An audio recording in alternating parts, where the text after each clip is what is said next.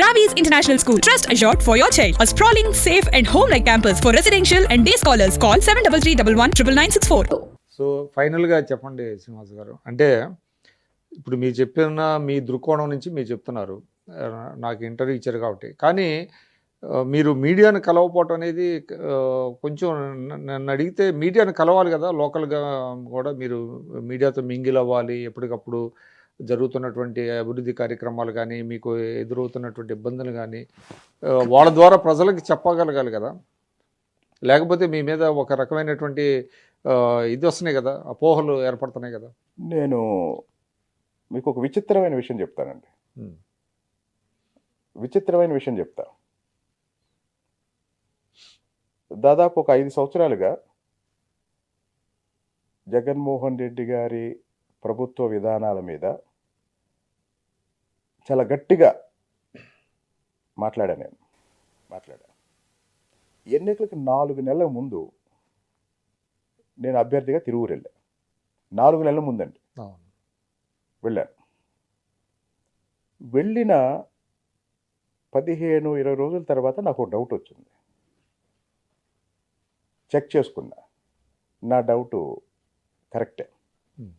అదేంటంటే తిరువూరులో ప్రతినిధులు నాకు వ్యతిరేకంగా వైసీపీ అభ్యర్థికి అనుకూలంగా పనిచేస్తున్నారు.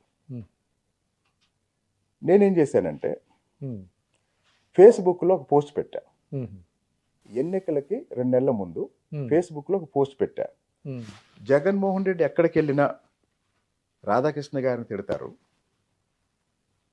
రామోజీరావు గారిని తిడతారు, కానీ తిరువూరులో మాత్రం ప్రతినిధులు వైసీపీకి జగన్ గెలుపు కోసం పనిచేస్తారు అని ఫేస్బుక్లో పెట్టా. ఎలక్షన్కి 2 నెలల ముందు పెట్టిన 1-2 గంటల్లో బాబు గారి ఆఫీస్ నుంచి ఫోన్ వచ్చింది,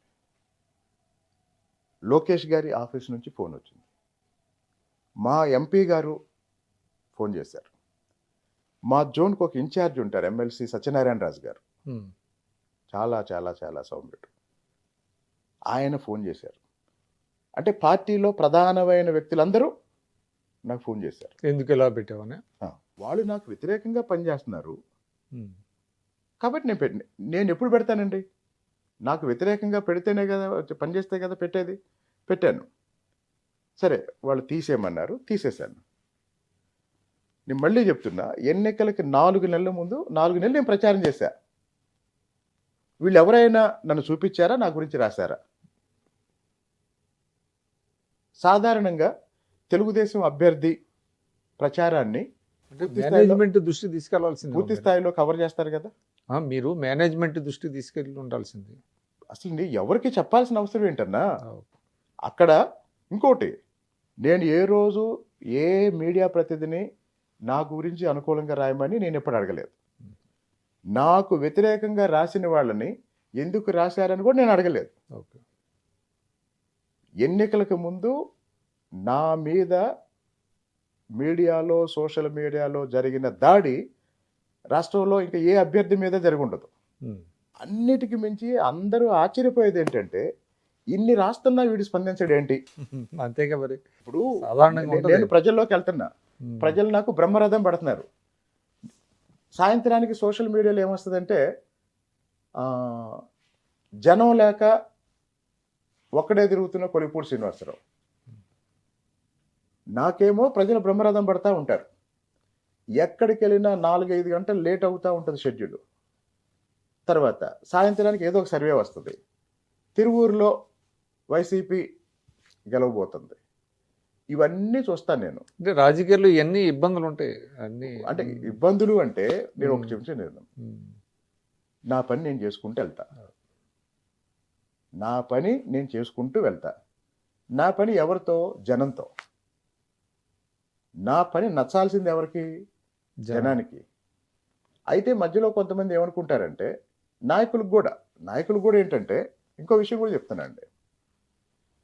నేను ప్రచారంలో తిరిగేటప్పుడే తిరువూరులో ఎందుకు 20 సంవత్సరాలు తెలుగుదేశం పార్టీ ఓడిపోయిందో నాకు అర్థమైంది. అర్థమైపోయి దాన్ని అర్థం చేసుకొని దానికి తగిన విధంగా మీ వ్యూహాలని మళ్ళీ నా వ్యూహం నేను రూపొందించుకొని నేను పనిచేశాను. అప్పటికి నేను మళ్ళీ ఓపెన్గా చెప్తున్నా, తిరువూరు నియోజకవర్గంలో మొన్న వైసీపీ అభ్యర్థిగా పోటీ చేసిన వ్యక్తి స్వామిదాస్ గారు. ఆయన 30 ఏళ్ల పాటు తెలుగుదేశం పార్టీలో ఉన్నారు.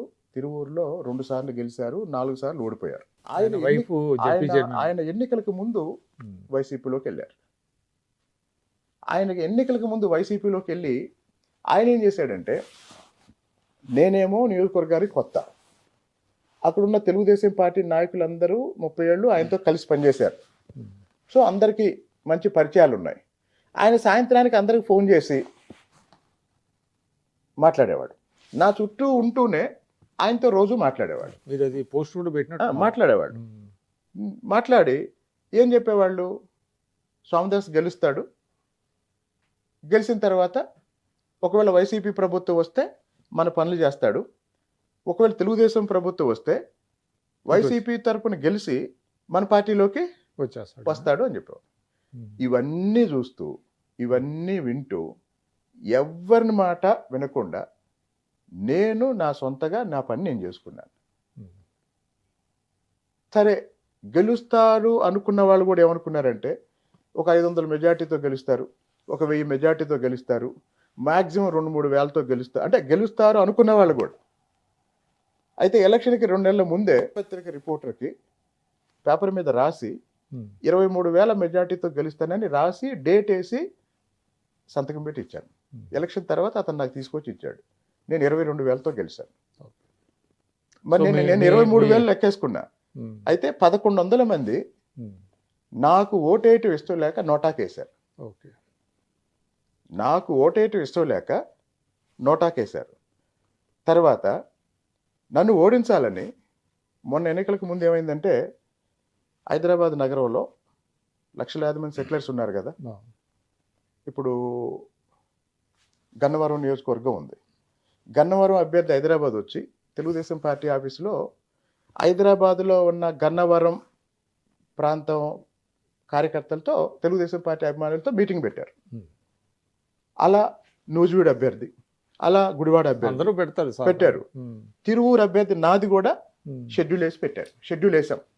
కానీ అది జరగకూడదు, అది జరిగితే 500-1000 ఓట్లు వస్తాయి అని నన్ను ఓడించాలి అని టార్గెట్ పెట్టుకున్న వాళ్ళు చేసిన అనేక కార్యక్రమాల్లో ఒక కార్యక్రమం ఏంటంటే, హైదరాబాద్లో తిరువూరు కార్యక్రమం జరగకుండా క్యాన్సిల్ అయిపోయింది. అది జరగనివ్వలేదు. సో మీ పార్టీ వాళ్ళే కాబట్టి. సో అంటే మొత్తం చూస్తే ఇంకోటి చెప్తున్నా, నేను వైసీపీ రాజకీయ ప్రత్యర్థి.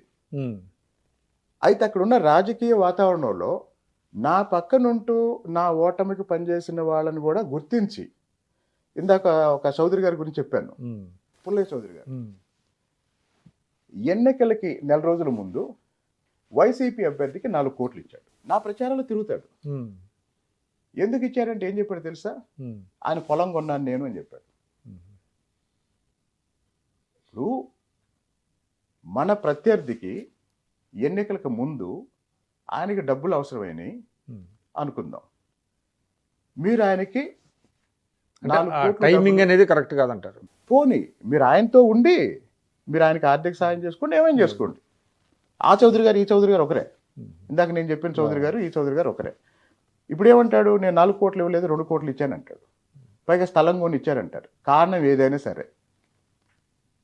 ఏదైనా సరే అది రాజకీయంగా అతనికి ఎలా ఉపయోగపడిద్ది?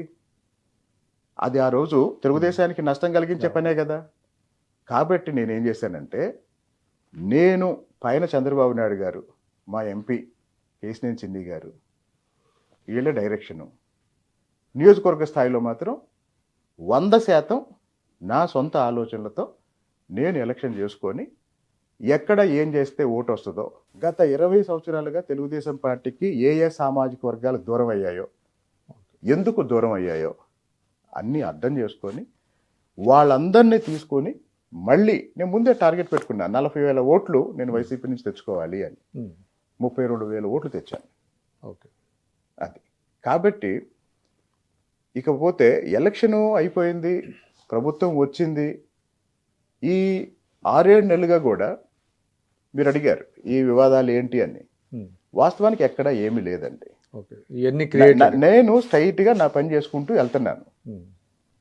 ఈ ప్రాసెస్లో నన్ను కంట్రోల్ చేయాలని కొంతమంది, లేకపోతే వాళ్ళకి నచ్చినట్టుగా పనులు జరగట్లేదని కొంతమంది, లేకపోతే వాళ్ళ ప్రయోజనాలు నెరవేరట్లేదని కొంతమంది, రకరకాలుగా ఏదో విధంగా నన్ను భయపెట్టైనా కంట్రోల్ చేసుకోవాలని, నన్ను బ్లాక్మెయిల్ చేసైనా కంట్రోల్ చేయాలని రకరకాలుగా ట్రై చేస్తున్నారు. సుమన్ టీవీలో మీ పర్సనల్ అండ్ బిజినెస్ ప్రమోషన్స్ కోసం కింది నెంబర్కి కాంటాక్ట్ చేయండి.